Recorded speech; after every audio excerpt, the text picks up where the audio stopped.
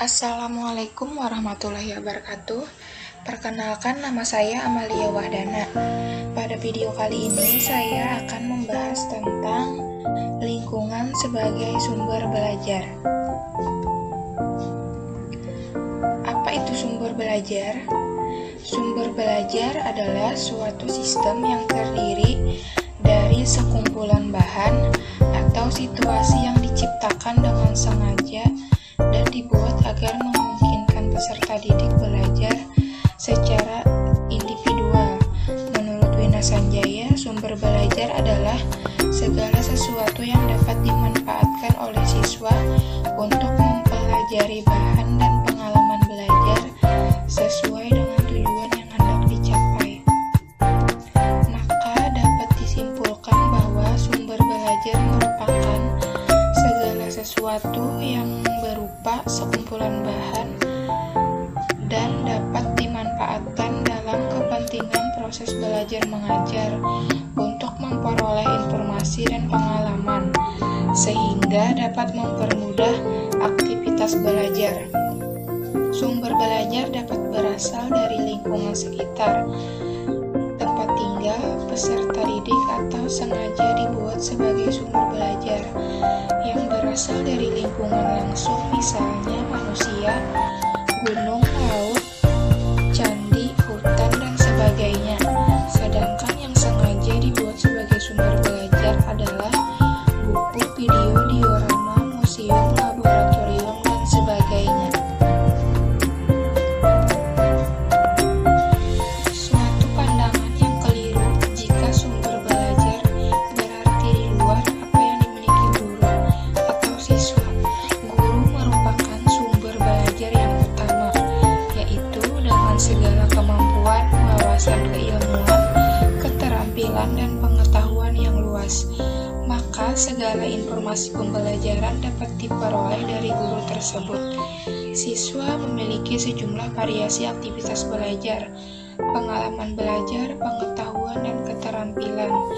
Maka dalam konteks tertentu apa yang terdapat pada diri siswa dapat dijadikan sebagai sumber belajar dalam mempelajari suatu pengalaman belajar yang baru. Sumber belajar pada dasarnya banyak sekali, baik yang terdapat di lingkungan kelas, sekolah, sekitar sekolah, bahkan di masyarakat, keluarga, di pasar, kota, desa, hutan, dan sebagainya. Yang perlu dipahami dalam hal ini adalah masalah pemanfaatannya yang akan tergantung kepada kreativitas dan budaya mengajar guru atau pendidikan itu sendiri. Contoh jenis belajar pada lingkungan. Lingkungan yang dimaksud adalah lingkungan yang mampu memberikan pengkondisian belajar. Lingkungan ini juga dibagi dua kelompok, yaitu lingkungan yang didesain khusus untuk pembelajaran seperti laboratorium, kelas, dan sebagainya. Sedangkan lingkungan yang dimanfaatkan untuk mendukung keberhasilan penyampaian materi pembelajaran diantaranya lingkungan museum, kebun binatang, dan sejenisnya. Semua lingkungan yang ada di sekitar kita bisa digunakan sebagai media pembelajaran. Dari semua lingkungan yang dapat digunakan dalam proses pendidikan dan pengajaran.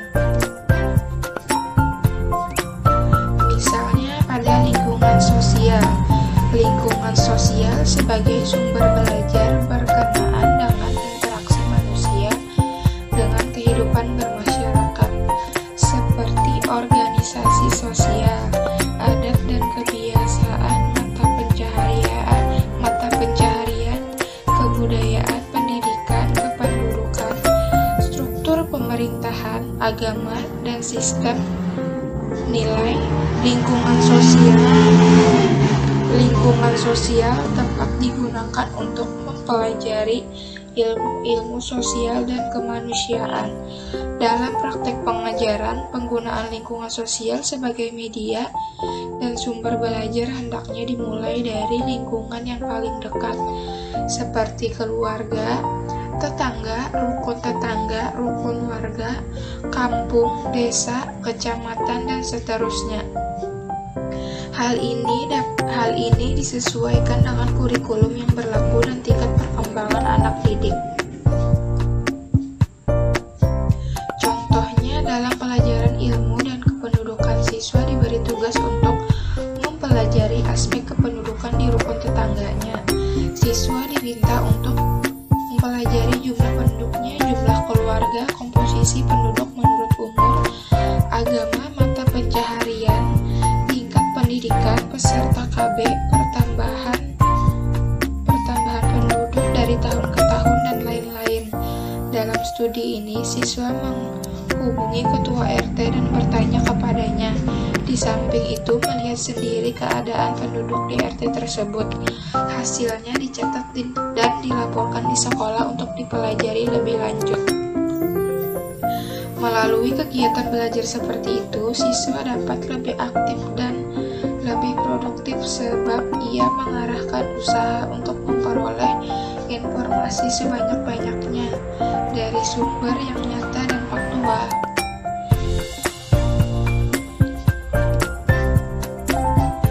Pemanfaatan lingkungan sebagai sumber belajar.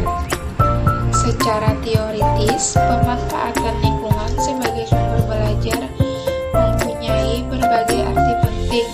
Di antaranya, lingkungan mudah dijangkau, biaya relatif murah, objek permasalahan dalam lingkungan beraneka ragam dan menarik, serta tidak pernah habis. Sehubungan dengan pemanfaatan lingkungan sebagai sumber belajar ini, Nasution menyatakan bahwa pemanfaatan lingkungan sebagai sumber belajar dapat dilakukan dengan dua cara, yaitu dengan cara membawa sumber-sumber dari masyarakat atau lingkungan ke dalam kelas dan dengan membawa siswa ke lingkungan. Tentunya masing-masing cara tersebut dapat dilakukan dengan pendekatan, metode, teknik, dan bahan tertentu yang sesuai dengan tujuan pengajaran. Nasution juga menjelaskan ada beberapa metode yang dapat digunakan dalam rangka membawa siswa ke dalam lingkungan itu sendiri, yaitu metode karya wisata seperti service proyek, school camping, survei, dan interview. Lewat karya wisata misalnya, siswa akan memperoleh pengalaman secara langsung, membangkitkan dan memperkuat belajar siswa, mengatasi kebosanan siswa belajar dalam kelas, serta menanamkan kesadaran siswa tentang lingkungan dan mempunyai hubungan yang lebih luas dengan lingkungan. Namun, metode karya wisata ini memiliki kelemahan yang berbeda yang berkaitan dengan waktu, dan follow up karya wisata ini perlu diperhatikan secara cermat. Demikian juga dengan metode lain yang membawa siswa keluar kelas. Metode yang dipilih memerlukan rencana yang lebih cermat dan matang, serta harus berpedoman kepada tujuan pengajaran yang hendak dicapai. Cara yang kedua yaitu dengan cara membawa sumber dan lingkungan luar ke dalam kelas. Hal tersebut dapat dilakukan dengan membawa resources, person, hasil, contoh, dan koleksi tertentu ke dalam kelas. Kedua cara yang telah dijelaskan di atas sebenarnya saling berkaitan satu dengan yang lainnya, karena keduanya dapat dikombinasikan. Misalnya, melalui karya wisata, siswa mempunyai kesempatan untuk mengumpulkan berbagai benda sehingga koleksi benda tersebut dapat memperkaya hasanah laboratorium di sekolah, dan sewaktu-waktu benda tersebut dapat digunakan sebagai media sekaligus sebagai sumber belajar. Mungkin itu saja yang hanya dapat saya sampaikan. Sekian dari saya. Wassalamualaikum warahmatullahi wabarakatuh.